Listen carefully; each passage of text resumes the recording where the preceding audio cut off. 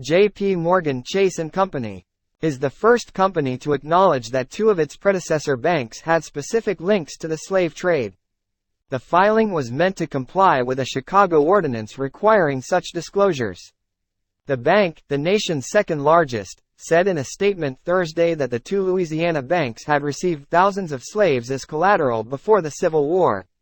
The New York-based bank also apologized for contributing to a brutal and unjust institution, and said it was setting up a scholarship fund in Louisiana as a way to make amends.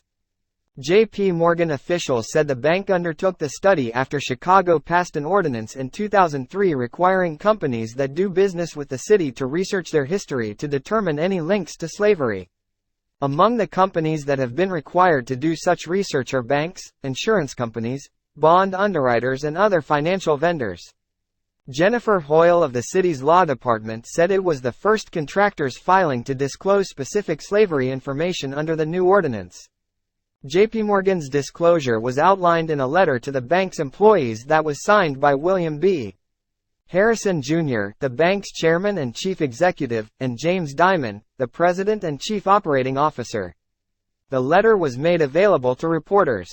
The bank said that historical researchers had found that two now-defunct predecessor banks, Citizens Bank and Canal Bank, both based in Louisiana, served as banks to plantations from the 1830s until the Civil War.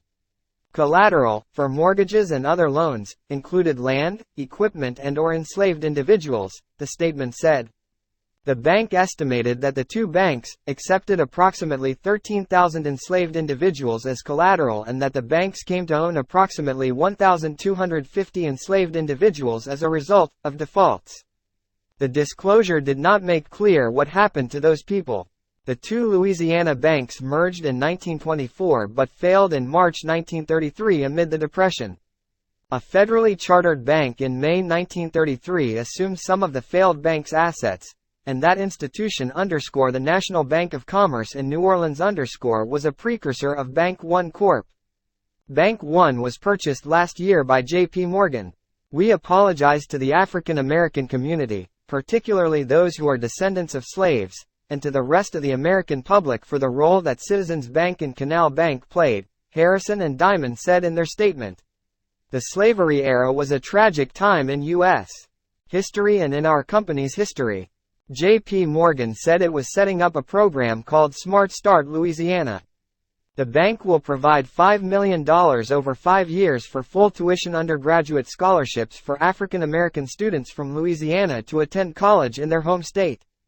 The bank said it is a very different company today.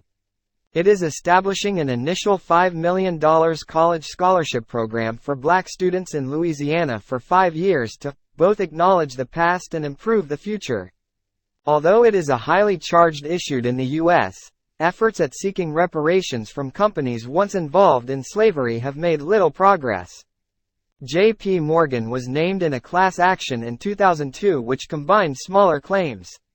The case called for reparation from 18 companies, including Lloyd's of London, Fleet Boston, R.J. Reynolds Tobacco, Brown and Williamson, CSX Corporation and Lehman Brothers. That case was dismissed last January. The judge ruled that the plaintiffs had failed to draw clear links between themselves and the companies named. A member of the Chicago City Council, Dorothy Tillman, who has been a critic of JPMorgan, told the Associated Press, "Through our determined efforts we have been able to force a major financial institution to research its history and records and to admit, once and for all, that there is conclusive proof of its involvement in slavery." In March last year another $1 billion action was brought by the human rights lawyer Ed Fagan against Lloyd's of London, R.J. Reynolds and Fleet Boston, but it was later withdrawn. There is a good reason why not to support The Guardian. Not everyone can afford to pay for news right now. That is why we keep our journalism open for everyone to read, including in Pakistan. If this is you, please continue to read for free. Not everyone can afford to pay for news right now.